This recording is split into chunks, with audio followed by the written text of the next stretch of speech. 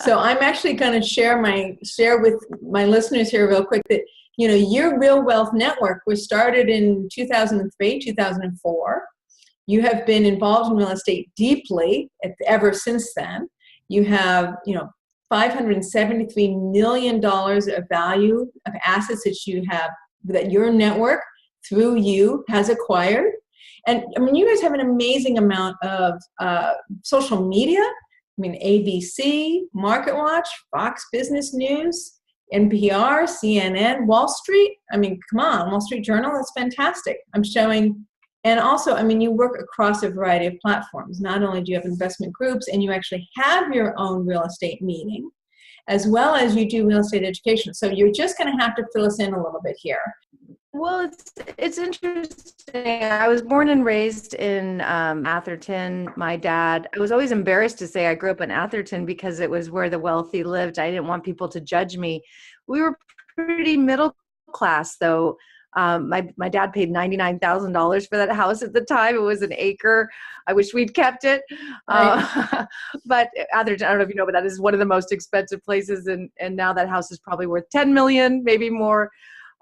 But, so I saw my dad buy houses and live in them and make money. And so that's all I really knew about real estate. But I also knew that it's really hard to buy it.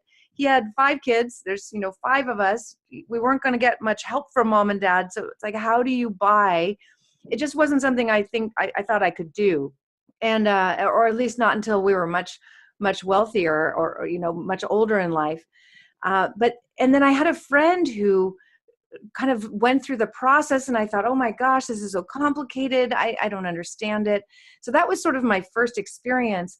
And then one day we got very lucky because my dad was unlucky. He had invested in an apartment. He was a dentist. Dentists are notoriously busy, I guess, and not necessarily the best investors. I hate to say it. It's kind of invested as a silent partner in an apartment in Marin that was not well managed, and he had been depreciating this asset for many years. And then suddenly he got a letter in the mail that they had sold the apartment, and he had maybe 3 weeks to do a 1031 exchange by the time he found out that they had sold. And he was freaking out because he was just weeks away from retirement.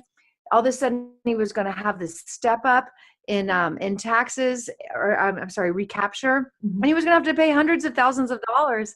And that would have prevented his retirement.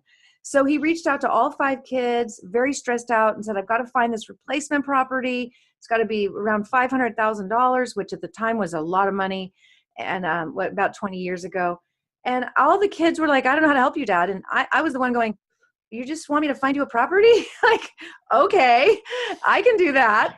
I didn't know anything about real estate, but I was like, what's your biggest stress here? And he said, I don't want to be a landlord. He had been a silent partner.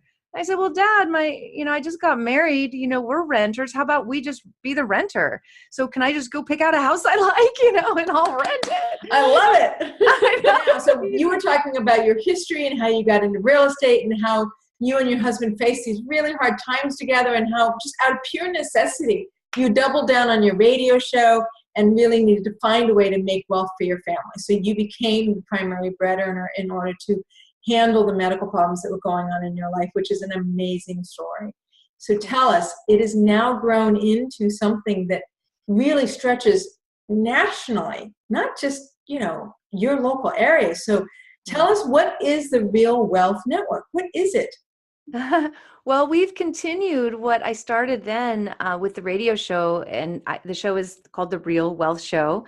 And back then, Rich, he's an early adapter. So he said, this is a great show and people are getting value. There's this new thing called a podcast, and that on iTunes. And he was, I think had the first iPod. It was a really big deal.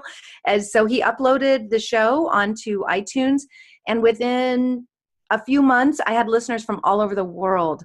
And I was able to bring on people that I would never have access to, like Robert Kiyosaki and Dennis Kaminsky, and very, very high level people, because of the sudden reach I had, because we were one of the first podcasters. And it was there that I just got to learn things that nobody tells you, back then there weren't RIAs like yours. There wasn't Fibby.